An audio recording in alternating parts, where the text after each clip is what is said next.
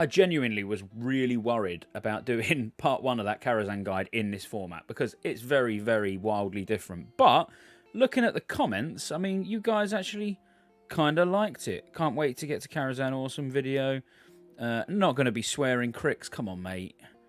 But yeah, heroic guide for each dungeon like this would be sick. So basically, you want to watch a full-grown man, boy, play with toys.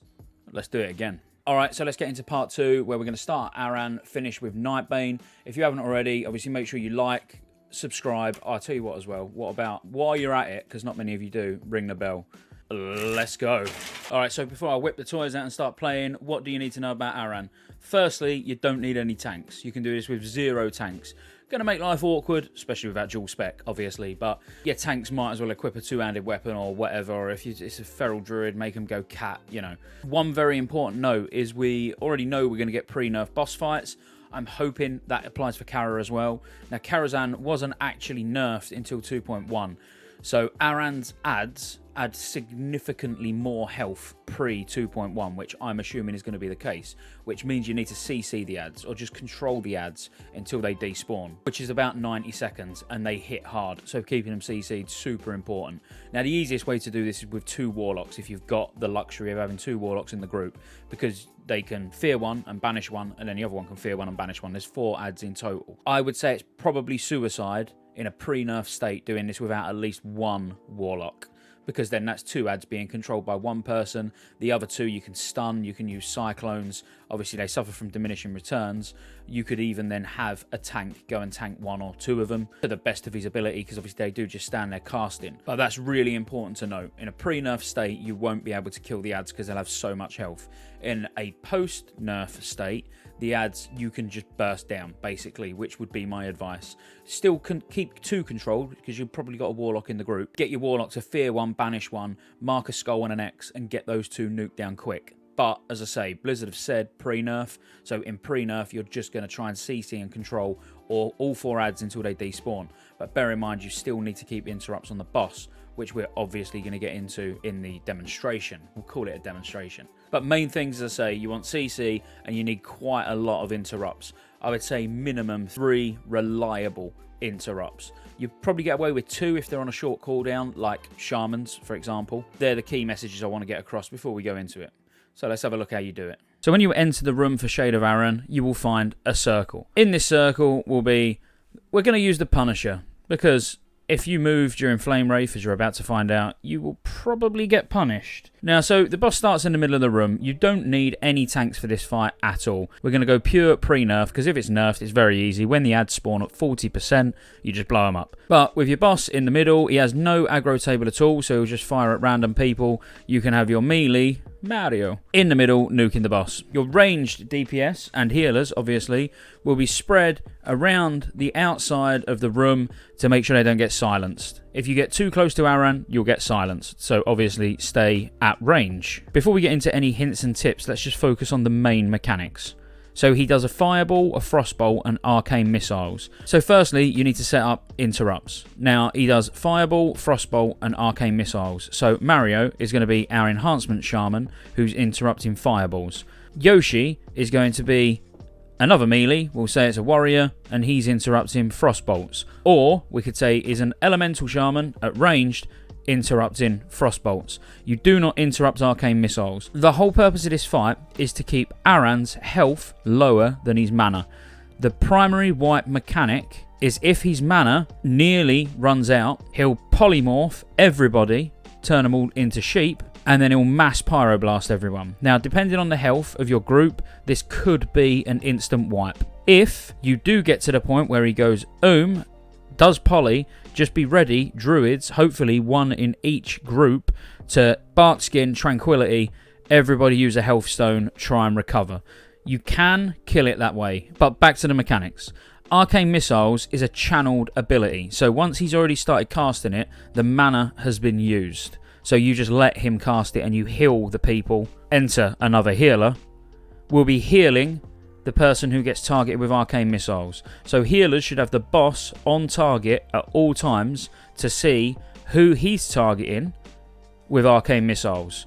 So let's say Doctor Strange was just about to get targeted with arcane missiles by the boss. Our healer over here will already be ready to start topping this guy off. All frostbolts and fireballs should be interrupted by these two guys. But let's say this guy is maybe a mage. This mage has got a long cooldown on counterspell, but if one of these guys call that they haven't got an interrupt, somebody else should be ready. You ideally want a backup interrupter on both frostbolt and fireball if you have the capability in your group to do so. Now the big annoying mechanics. Occasionally, Aran will summon a blizzard which moves around the room. So you always want to be behind it. So if blizzard spawns on this poker chip and moves around the room, instantly, even at the risk of getting silenced, everybody should move round to behind the blizzard. And then as the blizzard moves round, your group moves round behind it. Now that's the easiest way to manage that mechanic. And then the blizzard will get so far, everybody's followed it around, and then the blizzard will despawn, and everyone can just move back to their regular positions wherever they want, really. That's mechanic number 1, which is quite irritating. Mechanic number 2 is Aran will start casting an ability called Flame Wraith. Flame Wraith will create a fiery circle around a few players. If you move out of that circle, you blow the raid up. If you move into that circle, you blow the raid up. The safest way to handle this mechanic is everybody stays still during Flame Wraith. Unless you're 100% confident with what you are doing and you know, oh, hang on, I'm the Ellie Shaman. There is no fiery ring around me. I need to move for whatever reason. Maybe it's during the ad phase. You can move freely as long as you do not go into somebody else's Flame Wraith and you're not physically travelling out of one yourself. I would only recommend doing this if you're 100% confident with what you're doing. Now, when Aran hits 40%, to make room, we'll clear these guys out. 4 elementals. I've only got 2 penguins. 4 elementals will spawn in the room. It will be the top right, the top left. We'll have to use a meerkat. The bottom right and the bottom left. These are now our 4 elementals. So what you want in advance is to have assignments for, let's say you've got a warlock, to fear this guy and banish this guy. And there he's 2 assignments. His assignments are to keep the 2 on one side out of the fight the entire time.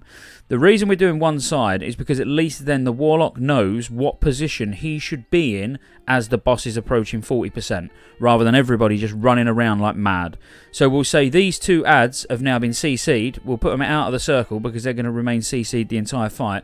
We've now got these 2 to deal with. If you have another warlock, very simple. The other warlock will now banish this one and fear that one and keep them out of the fight the entire time. Now, the 2 warlocks are going to be busy doing that. They can still pump some shadow bolts into the boss in between, obviously, so you can still keep damage up. But everybody else's priorities stay the same. So everybody else should be still focusing on their interrupts, moving around the room when Blizzard comes in. He should be closer, he's melee. And during Flame Wraith, staying completely still. So the boss's ads spawn at 40%. They are what's going to cause you the most problems, because if you now, during that, you're messing about with the ads too much, the boss's health will start to overtake his mana, at which point you know you're losing the DPS race. One more important mechanic to remember is occasionally he will pull everyone to his location and you instantly need to run out to the outside of the room. It is a dispellable slow, or you can shapeshift out of it, but as soon as you get pulled in, you need to start running straight away to the outside of the room. Hopefully you've got 2 warlocks. Let's pretend you haven't. You've got 1 warlock. He's feared that one, he's banished that one. You've now got 2. Now you can use a resto druid if you've got a resto druid in the group to maybe cyclone one. If you've got 2 tanks in the group, because, you know, we've not got dual spec or, you know, whatever, then you could potentially have one of your tanks just try and get aggro on these two, so at least it's only one person that's getting battered. Maybe stuns, a priest fear, a cyclone, you know, just to keep one more out of the fight. So you've only got one to deal with, which maybe your feral druid who's been DPSing in cat form all the time, hops into bear, comes over and just tanks this guy. After 90 seconds, they're all going to despawn anyway. So 90 seconds have passed. You're now back to normal. All you need to do now is just race to kill this boss before he runs Like I say, if he does go then everybody needs to be ready to use cooldowns as soon as the polymorph breaks. Use a health stone, get tranquilities up, do whatever you need to do to recover.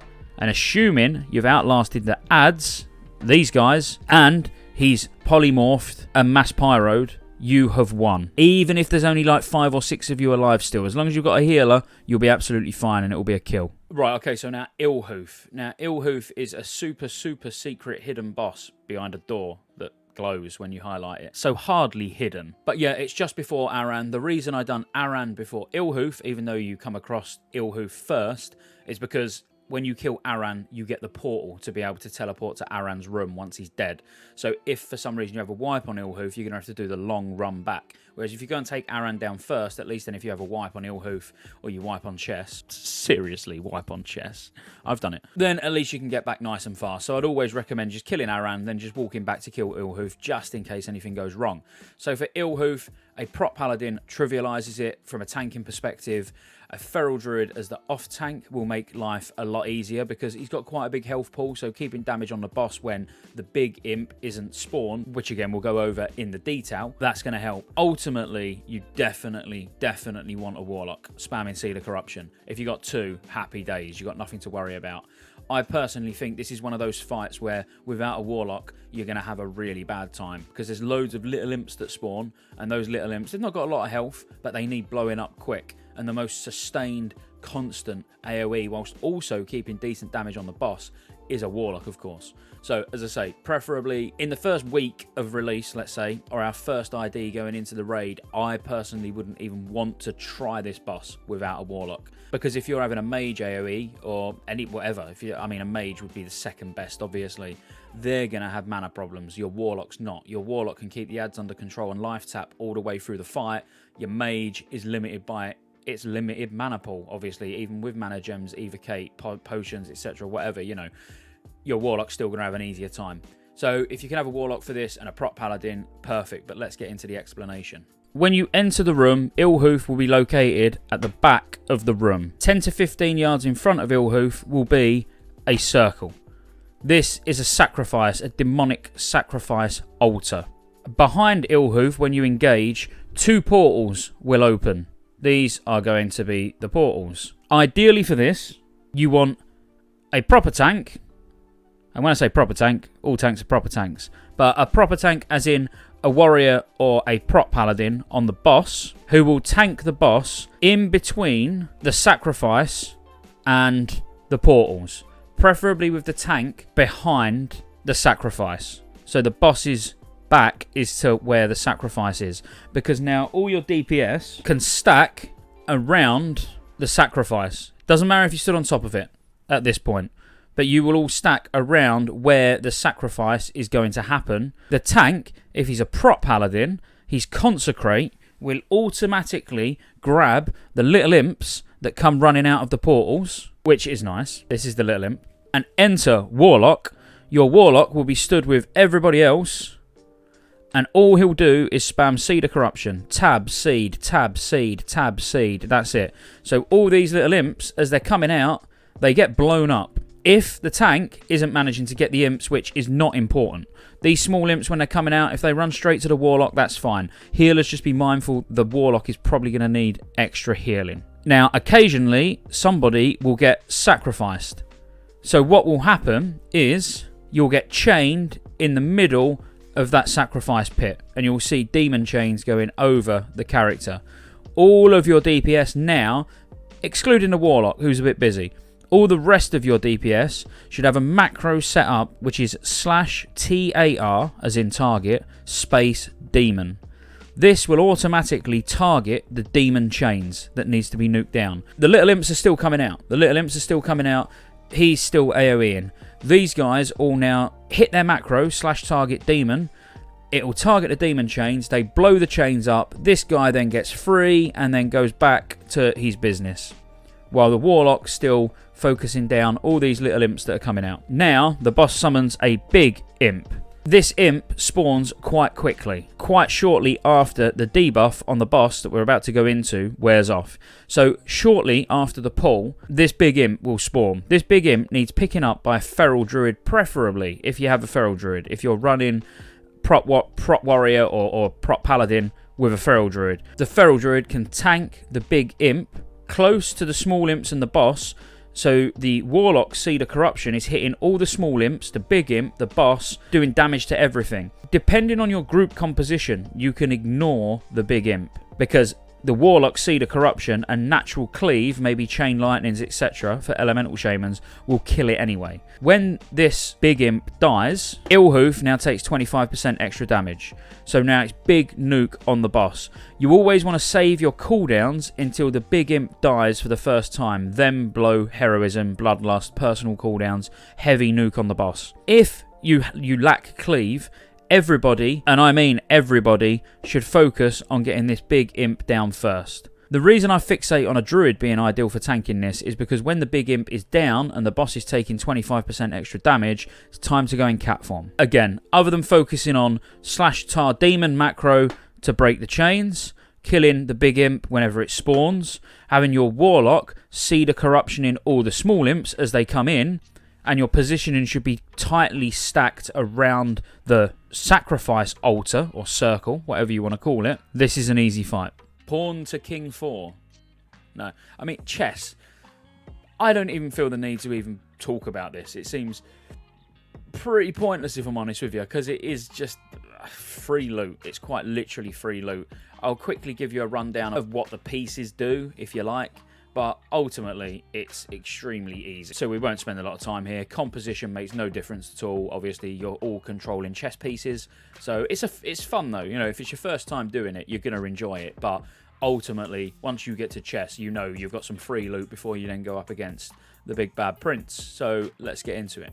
And now for the chess event. This is really easy. I don't want to go into too much detail. I'm not going to fill the whole board up because that's really, really pointless. But we'll say these are your pawns at the front. You can't really see that because it's black on black. These are your pawns at the front. You quite simply need to have people in your raid to grab pawns and move them out of the way as soon as possible so the important pieces can get through. Of course, moving all of them forward one would make no sense. You still can't get through. So have some move forward a couple of spaces. Some just move forward one, jump ship, get into a better piece. Some move forward two, so you've got gaps to get through. Now, I just want to cover the important ones. So the king and the queen are, of course, extremely important. The king cannot die. He must stay alive. The whole point of this is killing the opposing king before your king dies. The queen can do really, really, really good single target damage and AoE damage. The bishops are your healers. You want two people to get on these, focus heals on the king, the queen, and the rooks, or the castles. Depends how you want to put it. But we'll say the castles. These guys do incredible, incredible damage. So Giza, obviously for the Alliance, Hellfire for the Horde, does a lot of damage. These guys on the ends need to be kept alive. As importantly as the queen. The king absolutely must be getting the heals from the bishops. The queen preferably give us some heals, but trust me, the guys on the ends do serious, serious damage. Your aim should be move the pawns out the way as soon as possible. Prioritize killing the opposing queen and bishops. So your rooks and your queen should really be focusing on killing their bishops and their queen. Occasionally, Medieval cheat. He may heal, or he may put fire somewhere on the board. Obviously, move your pieces out of the fire that's on the board. The king, ideally, should rush forward, but do not be scared to retreat. If you start getting low and your bishop's heals are on cooldown, I really want another bishop there because I keep going to press it and it's not there. Press it, tap it, you know what I mean. So your bishops, if their heals are on cooldown and you're not getting any heals as the king and you've pushed forward, don't be scared to come back. You are important, you can't die. Their king needs to be nuked down. These guys are the perfect ones to rush forward AoE hellfire on everything with a fellow bishop friend keeping him up. While the king maybe even chills a little bit at the start and just gives heroism or bloodlust, which that's one of the king's abilities, by the way. But he also does a really big cleave. So perfect for ploughing through pawns at the start to let your big pumpers get through. Because if they can go in and do big damage, and if they die, it doesn't matter too much. You ideally want your bishops to keep them alive, but if it dies, it doesn't matter too much. If you die, it's game over. And you get to become the laughing stock of your server because you wiped on chess. And now Prince. Lots of ways to skin a cat on Prince, I'll be honest with you. There's a tactic that's a bit RNG based, which is standing at the door, which we'll go over. The safest way, which I would just sort of encourage you to do, is keep the boss moving. By that, I don't mean constantly moving. I mean dance around infernals that come down from the sky. Because the common strategy that you will see, and we probably will do it, you know, even though I'm saying move the boss around, is moving the boss around is a lot safer, and you're not now relying on RNG. You're relying on your group skill to actually handle, no matter where the infernals land, you obviously can control the fight. If you do it in the doorway, you're going to really rely on a bit of luck, which can work, you know, but it might take 2 or 3 wipes. It makes the fight a lot easier, but you are now literally just praying to RNGesus. But yeah, let's have a look at Prince before we move on to 2 of the more complicated bosses, I would say. And now, ladies and gentlemen, we are on to the big boy.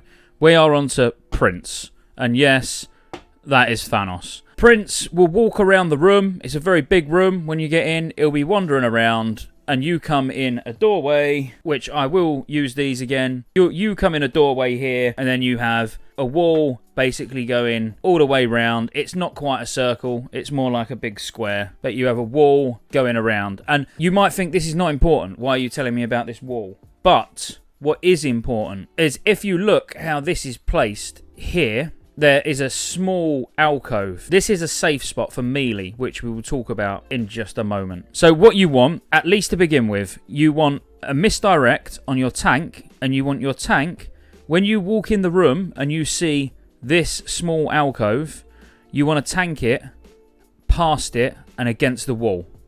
So you will tank the boss in that exact position. Your melee will stand behind the boss and be nuking. He won't stand up. Your melee will be stood behind the boss and nuking. You never ever DPS from the front. Your ranged and your healers will be stood basically at the door, also nuking. Like I said, there are 2 strategies for this. Either moving around the room or camping at the door. Either way, I would normally recommend starting at the door anyway. You can move into the middle of the room, that gives you more freedom, but you would have to be really, really unlucky to get an infernal in such a position that you can't do anything about it. Now, occasionally, an infernal will fall from the sky in a random place, apparently. This infernal will obviously be channeling hellfire around it, so you can't stand near it. These infernals could spawn on your raid. So one could drop down here, which now your raid needs to move. Your tank will need to adapt. Your tank will need to understand that the range needs to move. You now would move, everyone would move around the room. You have to react to where these spawn. For example, if one spawned here, between, now the tank may need to adjust slightly and move round, but it would actually be the range that would get between the hellfires and over to max range over here. So you just have to be able to move around as a group, understand who needs to move and who don't need to move. We'll pretend that this infernal is not there because I want to demonstrate what this safe spot here actually does. Prince does a Shadow Nova. This Shadow Nova knocks you back and deals fairly insignificant damage, I would say. Simple solution for this if you're melee. It's a 2-second cast time. As it's about to cast, is just run through the boss. Don't hit, because we don't want to get parry haste. So you don't want to attack in this time. You'll then get knocked into the wall, and then you'll just run back into position and carry on nuking. All of your range should be out of range of the Shadow Nova anyway, because you should be DPSing and healing at max range. A side note for Shadow Priests, a tip for Shadow Priests. Your Mind Flayer's got a shorter range. If you're in Mind Flaying the boss, you will get hit by Shadow Nova. So you need to move back to max range, with the rest of the group before the Shadow Nova goes off. That's part 1. When I say part 1, Shadow Nova interacts with another ability called Enfeeble. Frequently, I nearly called him Thanos, Prince will enfeeble half of the raid. Enfeeble will take Mario, the melee DPS, down to 1 health. He cannot be healed, but Enfeeble comes before a Shadow Nova. So it's an instant death mechanic. You can no longer, with Enfeeble, run through the boss and get knocked into the wall, because you won't. You'll get knocked into the graveyard. But what you can do, this is where this safe spot comes into play. If you're melee and you get enfeebled, and when the Shadow Nova is going to come in, you can literally run to this safe spot. The Shadow Nova will go off. You'll take no damage. Enfeeble will run out. You run back and you carry on DPS in the boss. Same applies, again, I'll use a Shadow Priest and a Rep Paladin as an example. The Shadow Priest gets enfeebled. Do not Shadow Word Death, because you've got 1 health, you will die. If you're a Rep Paladin, do not use Seal of Blood, you will die. So, Shadow Nova, if you haven't got Enfeeble, stand over with the tank. If you have got Enfeeble, go to the safe spot. If you've moved away from this safe spot due to a bad Infernal drop in, now this safe spot's not usable, your raid has had to adjust. You may be tanking the boss something like this, with the ranged at max range over here, out the way of this Infernal. You've all moved away from this Infernal. Your melee has now got Enfeeble, so he's on 1 health. Shadow Nova is about to come in. You simply run to the ranged, being extra cautious of Infernals, because if you take 1 tick of that Infernal, you will die. The door strat relies on no Infernals causing you to move. So you would be positioned like this for the melee. The range will all be stood at the door, and healers at the door at max range. This spot will always be usable, and you're hoping that your Infernals drop in nice places that doesn't require you to move. That is why I said it's completely RNG. But there is far less likelihood of an Infernal landing on the door than anywhere else, for whatever reason. I've not even got any science behind it. We have killed the boss multiple times without ever having to move from the door. That's the basics of the fight. That's Shadow Nova, that's Enfeeble, that's the Infernals, that's the safe spot and where you can go, where you should start, how you manage your movement. The one important thing is you do not use Bloodlust or Heroism at the start. Phase 2 starts at 60%, and he'll start to use dual-wielding weapons that do a lot of damage, and he sunders the tank. If you've got disarms, it is possible to disarm Prince. This, in my opinion, is the ideal time to use Bloodlust or Heroism. Get through Phase 2. Because in Phase 3, he stops doing Enfeeble and he just throws his axes around. They normally go on a healer. So if you've got a priest, for example, it's not much of a problem just to keep a renew on yourself and use Binding Heal on the tank. But you need to be mindful, because at the end of the fight in Phase 3, when the Enfeeble stops and the axes start, the tank can take a debuff that does 100% more damage. This is where your tanks need to be using their personal cooldowns. You're technically trying to skip through Phase 2 as quickly as possible with Hero or Lust. And then Phase 3 is time for personal cooldowns and just nuke the boss as hard as you can. The only other minor thing worth mentioning is he does do a Shadow Word Pain, which also needs dispelling. Some people do opt for using Heroism or Bloodlust in Phase 3. Personally, the additional damage on the tank and the fact that Enfeeble still needs to be managed, I would say is a more difficult phase than the last phase. But yeah, congratulations on your tier 4 head. Right, okay, so Never Spite we'll cover next. And then finally we've got Nightbane. But Never Spite first. Never Spite is probably the first fight that's going to challenge your group as a whole. Because it's not a difficult fight. It's mechanically difficult, if that makes sense. You know, as in, there's 3 portals, red, green and blue. And you need to control these portals and understand what they do. But every individual in the group needs to understand what they do. Because if, let's say, you've got 8 people rotating the beams, those 2 that are not as part of a rotation need to know what to do should something go wrong, or should someone accidentally get stacks and get the debuff, you know, and be able to jump in. And it is very reactionary rather than here's the tactics, this is what we're going to do. It's better that you understand exactly what's going on in the fight and understand if you block a beam to stop it hitting the boss, what impact is that going to have on the fight? Is it going to be positive or negative? So we will go into quite a bit of detail on this one, but let's have a look at the toys. I'm going to go out on a limb here and say Neverspite is going to be the hardest boss in here to explain. There's so many tactics that we can do here that I genuinely do not know which one's going to be the best one to go more in detail of. So I'm going to give you an overview of how it all works and tell you my preferred method of downing Neverspite. So Neverspite is going to have to be our trusty penguin. Now the boss will start towards the back of the room. The first thing you want to do when you pull the boss is try to get it fairly central in the room. Reason for this, you get 3 portals spawn. The location of the portals are fixed, but the colour of the portal can change. So firstly, enter Red Cup. 1 will spawn at the bottom right of the room. 1 will spawn at the bottom left of the room. So we have blue, we have red, and for obvious reasons, I can't use green. So green will have to be yellow. This is a green portal, this is a red portal, this is a blue portal. Each of these portals will fire a beam directly into the middle of the room where you have the boss. These beams that come out need to be intercepted. They can't hit the boss because they will buff the boss. He's already got a lot of health, a lot of damage. We don't want that. So firstly, the red beam. This is the tank beam. It reduces damage taken, it increases your defense, but it reduces your maximum health. But you will pretty much always be on maximum health. So what dictates how many stacks you can take is how hard the boss is going to hit you. So enter our first red beam tank. Now there's multiple ways of doing this. What you can do is allow the boss to get hit by the beam.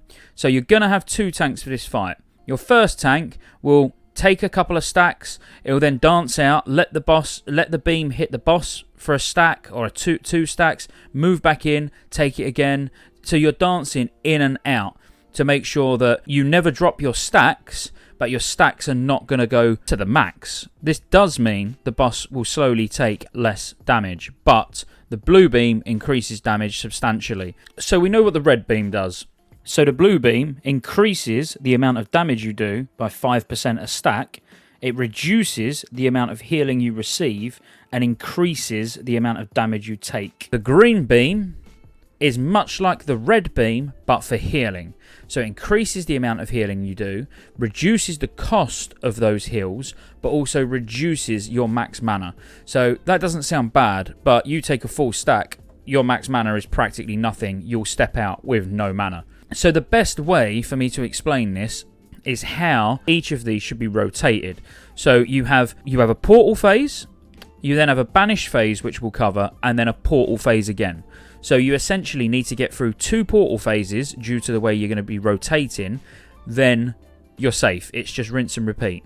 So the first portal phase, for the red, you will have your main tank, or one of your main tanks, dancing in and out of the beam, trying to not take more than 30 stacks. So stay in for about 5 seconds, move out for a few seconds, back in before it drops. Try to get around 30 of the 50 stacks. That will be comfortable. Your blue beam, you need 2 DPS assigned to. Preferably your big pumpers that are casters. So you will have DPS 1, take 24 to 25 stacks. The easiest way to then handle this, because the beam is going from here to the boss, is simply to have your new DPS slip in behind at 24 to 25 stacks, and this DPS is now safe to move out of the way. He will now take this until the banish phase. Now with the green beam, you will have options. You can either have your off tank take the full 50 stacks, because it's reducing maximum mana, it doesn't matter too much.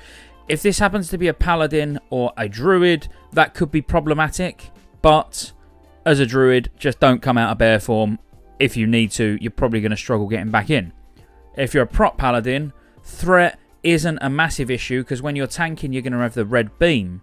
But when you step in and out of the beam, this tank that was tanking it before, possibly the boss will turn to him. because his threat might be higher than yours. While you're in the red beam, you take full aggro. There's no threat table. When you step out, Neverspike will now abide by his usual threat table. So he may even turn to the blue beam DPS and one-shot him. So you still need to, even though you're DPSing fast, you still need to maintain threat on the boss, even if you are in this red beam. This is why hunters in the blue beam can be quite strong for misdirects to the tank or misdirects to the tank that's about to take over on the second phase. Your other option, if this is a mana using tank and you're not comfortable with doing that, is if you have a rogue, he can take the full 50 stacks of the green. And then if this is a warrior who's not bothered about it, when it's now the second round of portals and your new tank is ready to do the dancing in and out of the beam, your rogue can't take the green again because you get a cooldown, you get a debuff cooldown where you can't take it again. Then your warrior tank that was tanking the boss originally can now take the green to stop it hitting the boss. Your two new DPS on the second round of portals will be doing the same thing on the blue as what our original first group was doing, where Captain Marvel will take 24 to 25 stacks, and then we'll have Doctor Strange slot in behind, tell Captain Marvel it's safe to move, she moves out of the way, he's now taking the rest of the stacks. Your tank, your new tank, because this is the second portal phase, is dancing in and out, not going over 30, 31 stacks max, depending on gear. These guys, all they're focusing on is the mechanic we've not touched on yet, which is void zones. You randomly get void zones spawn under your feet. Now this is why your DPS, like your range DPS at the blue beam, want to be quite far away so they can move forward and leave the void zones behind. They can slowly just move into the boss. Same with your Captain America old main tank who's now off tank. You know, start a little bit away and then slowly move in. When I say a little bit away, the melee hitbox is huge. So you'll be able to melee the boss and still move forward out of void zones. So you need to stay out of void zones. Now, what happens when the first portal phase is done? The boss will banish itself and will start to cast big shadow bolt, knockback, cleave type things at absolutely anyone. It's random. There's a common tactic where your entire raid will run all the way either to the wall at the entrance. These will all come back down to the entrance where you run in, or if the boss is closer to the entrance, then you'll all run to there's a big window. You'll all run up to a big window against the wall. I don't like that tactic. I've used it.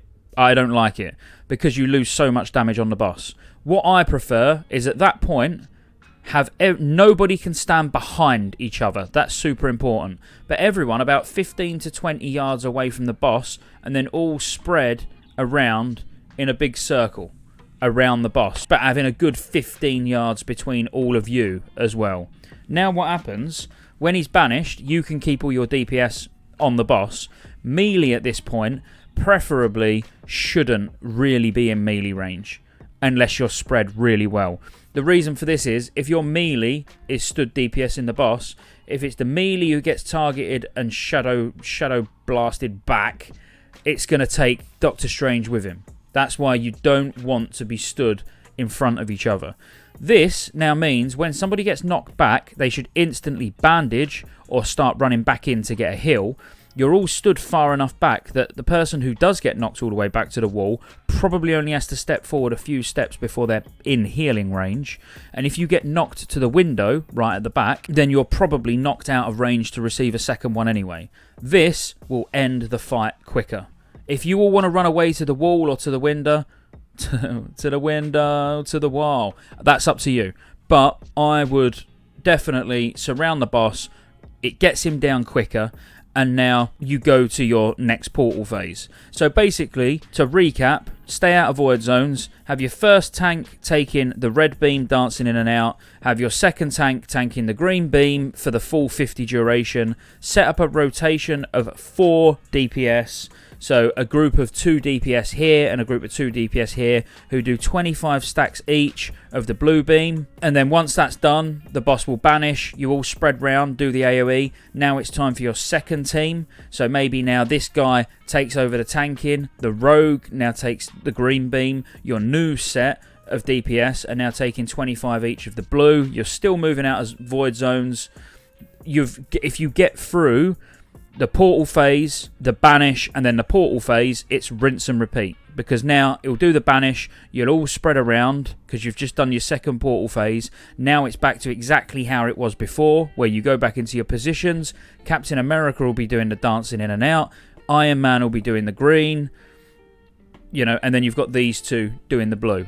If you can get those down, that will be an easy win. The last thing to mention, there is constant AoE healing going out. So depending on what healers you've got will dictate how easy of a time you're going to have. Just bear that in mind. AoE heals here, so Resto Druids for hotting everyone, Holy Priests, Resto Shamans for chain heals. The more AoE healing you can have on this fight, the better. Now with Nightbane, there's a common misconception, I would say, and I've even spoke about it myself, that the adds, so the adds that he summons when he flies up, are immune to damage other than physical and holy damage, which makes this boss an absolute composition nightmare. But that's not really a pre-nerf state. That was actually a change made, but then reverted within a day. It was several hours, it states on most sites. But you know, you can't really call that pre-nerf when it was only there for a matter of hours. So we're going to assume that's not going to be the case, and the adds are going to be able to take all damage. Now, a pre-nerf state would mean things like he can fear when he lands, which would be considered maybe a bug fix rather than a pre-nerf state, but that's how it was. It could do that until 2.1. And things like Rain of Bones would follow targets. The Smoking Blast damage was a lot more. Generally, a pre-nerf state of Nightbane means there's a lot more damage going out. That's it. But a pre-nerf to me doesn't mean that the adds are going to be immune. So we're going to go over all the tactics, assuming that a change that was reverted within hours is not going to be in play. So group composition wise, what you're going to need, you only need one tank for this. You ideally want 1 to 2 Fear Wards would be nice, or definitely a Tremor Totem. But if you've got like a prop warrior tanking it, he can stance dance to fear, things like that. You know, it's quite easily done, but you want to avoid the tank being feared as much as physically possible. But keeping a Tremor Totem down near him is probably going to be enough to not cause too many issues. But having a Fear Ward on the tank, or having him stance dance as the boss flies back down, assuming that that is going to be a pre-nerf state, can stop that insta-fear as soon as he lands. Other than that, it's quite healing intensive, not going to lie. The damage requirement's quite high, and it's mainly getting through the flight phases that's the difficult part. The rest of it's quite easy. It's when he flies up and the skeletons start spawning, you need to be loosely stacked, which we're going to obviously go into. But at that point, that's when you're using personal cooldowns on maybe the first one. The second one, you will use a health stone. And the third one, you need to set up some sort of rotation just to aid your healers in those flight phases, because they can be quite difficult to get through. But let's get into it. Now, Nightbane is actually going to be a relatively easy one to talk through, I think. But first, you need to understand the sort of layout of the room. Now, it essentially is a passageway like this, where on this side, this is like the top wall of Karazhan. So if you go off here, you're going over the edge and down into Deadwind Pass. This is the internal wall, and it does go round at sort of an angle like this. Now, the boss will fly in. We'll use Thanos again. The boss will fly in from here. It'll be flying around on the outside, obviously. It'll fly in and it'll land here. Now, this is a one-tank fight. You could use 2 for safety, but I wouldn't recommend it. There's 2 phases to this fight. Phase 1 is a ground phase, where he's on the ground. Phase 2 is a flying phase, where, yep, you guessed it, he's flying around. Now, phase 1 is fairly simple. You'll have your tanking Nightbane with your back against the wall like so. Melee DPS will DPS from the side because he's a dragon, so you don't want to get breathed from the front, and you don't want to get tail whipped from the back, so you DPS at the side just like any standard dragon in World of Warcraft. And your ranged and healers, and these will all clump together on one side at max range. Now, how I recommend for ranged and healers to manage it is actually have them split across 2 sides of the room at max range. This is so when Charred Earth comes in, which he basically puts a fiery void zone, if you like, under your feet. If it goes under this guy over here, this group can now either move forward slightly, or they could go and join the rest of the range. And then when one of them gets it under them, they'll move as a group, maybe forward, then right, then right. So I always like at least the first Charred Earth to have the group split, because there is that chance that, you know, only one group has to move, and they might want to they might be able to move forwards or sideways. You know, it means less movement for everybody at the start and more DPS on the boss. Obviously, bear in mind that this can go on melee, which means the tank, the melee, and all the ranged and healers will have to react accordingly. Nightbane will also fear. Melee will get this fear. Ranged, you should be out of range. This is why you're at max ranged. If you are max range, you will not get feared. Your tank, if he's not a warrior and doesn't stance dance, will need a fear ward, or at the bare minimum, a tremor totem. But bear in mind, if you're relying on a tremor totem, the boss and the melee could all end up running around all over the place for a couple of seconds. So ideally, you want fear ward. Now, the fear comes in less than every minute, so you can't rely on one fear ward alone. So far, sounds pretty easy, don't it? Move out of Charred Earth, stay at max range so you don't get feared from Nightbane. Keep fear ward or tremor totems down. Melee, do not DPS from the front or the back. Make sure you're at the side. That's phase 1. Phase 2 is where the difficulty comes. Nightbane will fly off into the sky. He will Rain of Bones on somebody. Now, Rain of Bones is a short splash damage around the target. So what you want here, for maximum AoE healing capability, you all want to loosely stack 5 yards apart, all together, because the boss always needs to be within a 30-yard range, or he will quite literally bombard the entire raid and you'll all fall over and die. You want to be 5 yards apart, loosely stacked. Smoking Blast can debuff random people. Make sure that's dispelled. And then skeletons. I've not got any skeletons, so I'm going to have to use a meerkat. So then skeletons will spawn. You'll get 5. Now these should, in a pre-nerf state, do immolation aura effect around them. So it's important that your tank pulls the skeletons, or at least the majority of the skeletons, just slightly away from everybody else who's still staying 5 yards apart. But now the adds should be a good 12 yards away from the closest person. Bear in mind your melee are going to take extra damage here because they're going to be pumping into the adds, and you need to blow these adds up really, really fast. Now bear in mind, I do not believe that these will only take physical and holy damage. If they do, that's going to be tough. My tip there, if it is everybody goes and gets Stratholme Holy Water to AoE the adds as well. You can still use Stratholme Holy Water even if they take all damage because it's still free damage. But they won't. They'll take damage from all sources, is my educated guess before we actually get the content. So blow the 5 adds up. Make sure you keep your nice loose spread. Once all of the adds are dead, the boss will return and everybody goes back into their phase 1 positioning. That's Nightbane. Rinse and repeat until the boss dies. And that's it, guys. I hope you enjoyed it. I'm going to be doing Grawl and Magferrodon over the next couple of days as well, so at least they're here, ready. I don't need to worry about it. I was going to wait until the beta, but I'll be honest with you, we understand what it's going to be like. We understand the boss fights, the mechanics. That bit's not going to change, particularly now we know it's going to be pre-nerf, boss states, mechanics, whatever, you know. But as I say, I hope you liked it. If you did, make sure you like, subscribe, check me out over on Twitch, and I'll see you on the next one.